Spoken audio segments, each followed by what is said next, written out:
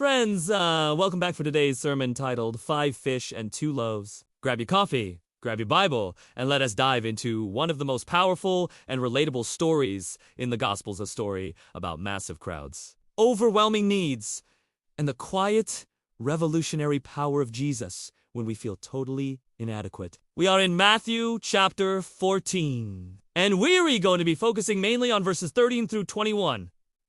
The feeding of the 5,000. If you know the context, Matthew 14 starts with tragedy.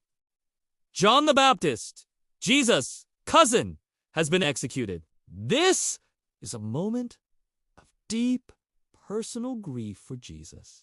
Verse 13 tells us exactly what Jesus did next. Now when Jesus heard this, he withdrew from there in a boat to a desolate place by himself.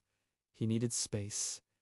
He needed solitude. He needed to process profound loss. How often do we forget that Jesus, fully God, was also fully human? He felt exhaustion, sorrow, and the need for retreat, just like we do. But look at what happens next.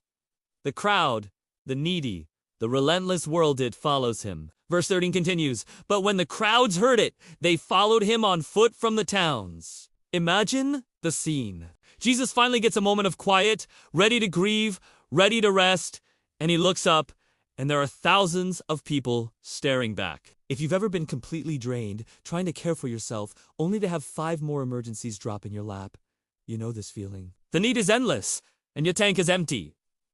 What is Jesus' reaction to this ultimate interruption? Does he get frustrated? Does he turn them away and say, "I'm sorry, I'm observing my mental health break"? No.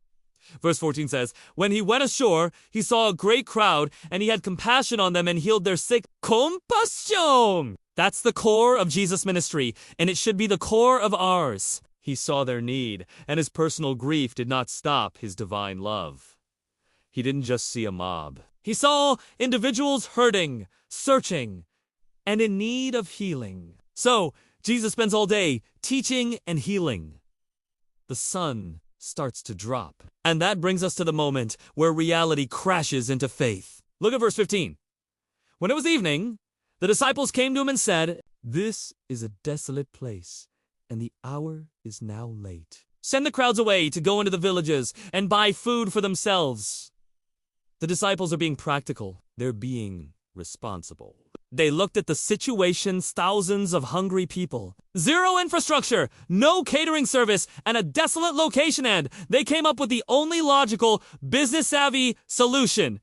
Triage the situation and send them away. In life, when we face overwhelming problems, our first instinct is often the send-them-away solution. We look at the scale of the need world, hunger, poverty, a struggling family member. Our own massive detend. We say, "I cannot fix this.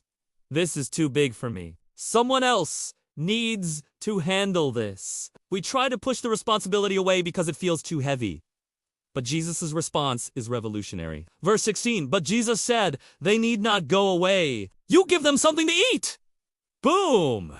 That sentence changes everything. You give them something to eat. The disciples must have looked at each other like, "Wait, what? We have maybe a few pennies, maybe a handful of crackers, and there are 5,000 men here, plus women and children. We couldn't feed them if we sold everything we owned." And that's exactly the point Jesus is making. Jesus is often less interested in the external problem, the physical hunger, than he is in the internal response of his followers. He wasn't asking the disciples to pull a miracle out of their own sleeves. He was asking them to look at the inadequacy of their resources and commit it to him. They respond in verse 17. They said to him, "We have only 5 loaves and 2 fish. 5 loaves and 2 fish. That's a child's lunch. A meager, insignificant provision against a mountain of need." But that small, meager offering is precisely what Jesus requests. Verse 18, "And he said, 'Bring them here to me.'" This is the hinge moment of the whole story. Jesus doesn't magically snap his fingers and make food appear out of thin air while ignoring the disciples. No, he demands their participation. He asks for the little they have. What are your 5 loaves and 2 fish right now? It might be your limited time. It might be your small savings account. It might be a very specific, minor talent you think is irrelevant. It might be your imperfect faith. Whatever it is, Jesus says, bring it here to me. He wants what you have, not what you don't have. Now we see the divine math begin in verse 19. Jesus takes their small offering, the 5 loaves and 2 fish. He directs the crowd to sit down in groups. He takes the bread and the fish. And looking up to heaven, he blessed and broke the loaves and gave them to the disciples, and the disciples gave them to the crowds. A few observations here. First, notice the order. Blessed, broke, gave. Jesus didn't just multiply the food. He consecrated it. He blessed it. Everything we offer to God must first be dedicated to Him. We can't use our resources for our own glory and then expect Him to supercharge them. They must be blessed by the Father. Second, the miracle happens through the disciples. Jesus broke the bread and gave it to them, and they distributed it to the crowds. The power is His, but the work is shared. They were the delivery system. The disciples started as problem solvers who wanted to send the crowd away, and they ended as miracle distributors. That's the transformation Jesus intends for us. We are called to be channels, not bottlenecks. And finally, the abundance. Verse 20. And they all ate and were satisfied. And they took up 12 baskets full of the broken pieces left over. They didn't just get enough. They were satisfied. They were full, and there were 12 baskets of leftovers. Why 12? 1 for each disciple. A tangible, undeniable souvenir of the miracle that just occurred. Reminding each of them that when they put their inadequacy into the hands of the all-sufficient God, there is always, always more than enough. The inadequacy of the offering highlights the sufficiency of the giver. The feeding of the 5,000 is not just a Sunday school story about food multiplication. It is a profound theological statement about stewardship and faith. It teaches us 3 vital lessons for our lives today. 1, compassion over convenience.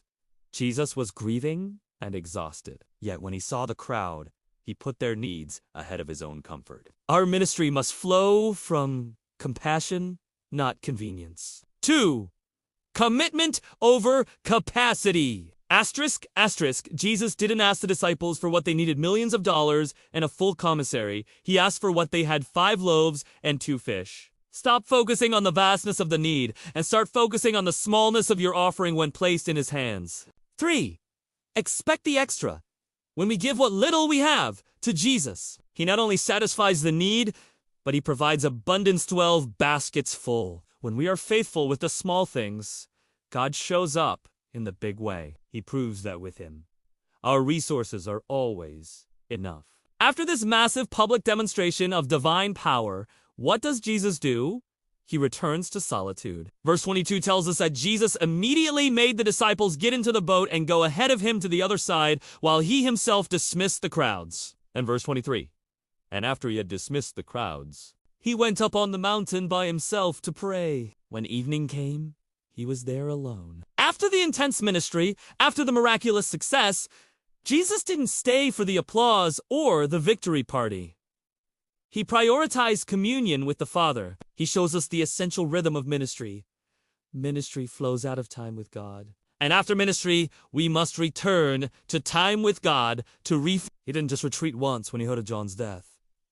He retreated again after the great feeding. If the Son of God, who just fed 5,000 people with a handful of bread, needed to separate Himself and pray alone on a mountain, how much more do we need to prioritize that time? Ministry without rest and prayer is a recipe for burnout and spiritual emptiness. The story of the feeding of the 5,000 is a call to radical faith. What great, overwhelming need is in front of you right now? What logical voice is telling you to send the problem away because you are inadequate? Jesus is saying, bring what you have, however small, and bring it here to me. Commit your 5 loaves and 2 fish, your resources, your time, your talents, and watch what the Master can do. Thank you for spending this time in the Word with me. If this message resonated with you, please hit the like button. Subscribe so you don't miss our next deep dive, and let me know in the comments below. What are you bringing to Jesus today? I'll see you next time!